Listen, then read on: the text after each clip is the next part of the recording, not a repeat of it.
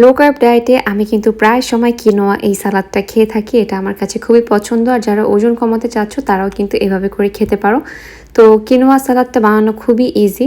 প্রথমেই নিয়ে নিলাম কিনোয়া, আর কিনোয়াটাকে খুব ভালো করে চালের মতো ধুয়ে নিতে হবে। এটা বলতে পারো যে এক প্রকার চালের মতোই ইউজ করা যায়। তো আমি নিয়ে নিলাম, এখানে যতটুকু পরিমাণ কিনোয়া নেব ঠিক ততটুকু পরিমাণ পানি দিয়ে এটাকে রান্না করতে হবে। তো প্রথমে 3-4 বার খুব ভালো করে কিনোয়াটাকে ধুয়ে নিলাম। হাফ কাপ পরিমাণ কিনোয়াতে আমি প্রায় 1 কাপ পরিমাণ পানি দিয়ে দিলাম। তো এভাবে করে একটু মিডিয়াম লো হিটে আমি রান্না করে নেব। তোমরা চাইলে এটা ঢাকনা দিয়ে করতে পারো, তবে বারবার নাড়াচাড়া করবে, না হলে নিচে লেগে যাওয়ার সম্ভাবনা আছে। তো এবার এদিকে আমি সালাদটা রেডি করে নেব। এখানে আমি মাঝারি সাইজের 2টো শসা নিয়েছি, আর শসাগুলোকে একেবারে মিহি করে কুচি করে নেব। একটু পাতলা পাতলা করে কুচি করব। তো চলো জেনে নিই কিনোয়াতে কি কি আছে। কিনোয়াতে আছে প্রচুর পরিমাণে ফাইবার, যেটা আমাদের পেট ভরা রাখে, ওজন নিয়ন্ত্রণে সাহায্য করে।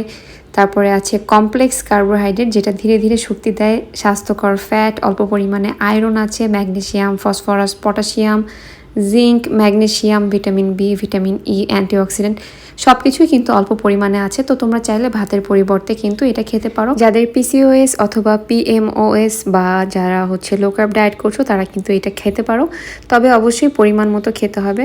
তো এদিকে সব কিছু কাটাকাটি হয়ে গেল। প্রোটিনের জন্য আমি একটা ডিম নিয়ে নিলাম, সাথে নিয়ে নিলাম সামান্য পরিমাণে গোলমরিচের গুঁড়ো, একটু রসুন গুঁড়ো, দিয়ে দিলাম পরিমাণ মতো লবণ, দিয়ে খুব ভালো করে এটাকে ফেটে নিব।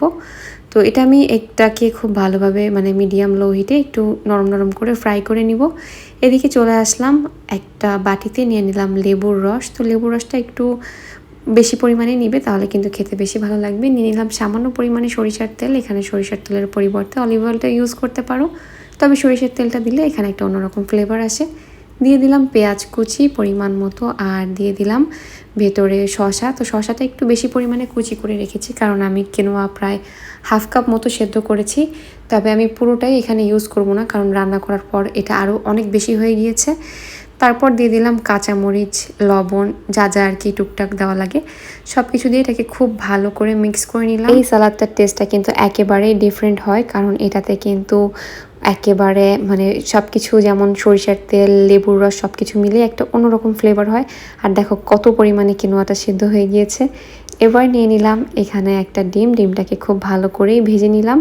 তো তোমরা চাইলে এর ভেতরে একটু চিকেনও ফ্রাই করে দিতে পারো, তাহলে একটু বেশি পরিমাণে প্রোটিনটা হবে। তো এখান থেকে জাস্ট আমি 2 থেকে 3 টেবিল চামচ পরিমাণ মতো কিনোয়া নিয়ে নিচ্ছি, খুব বেশি একটা কিন্তু আমি নিচ্ছি না। এই কিনোয়া কিন্তু অনেকভাবে খাওয়া যায়, অনেক রকমের রেসিপি আছে, যেগুলো আমি আস্তে আস্তে প্রত্যেকটা রেসিপি তোমাদের সাথে শেয়ার করব। তো কিনোয়াটা দেওয়ার পর খুব ভালো করে এবার সালাদের সাথে মিক্স করে নিচ্ছি। একটু ভালো করে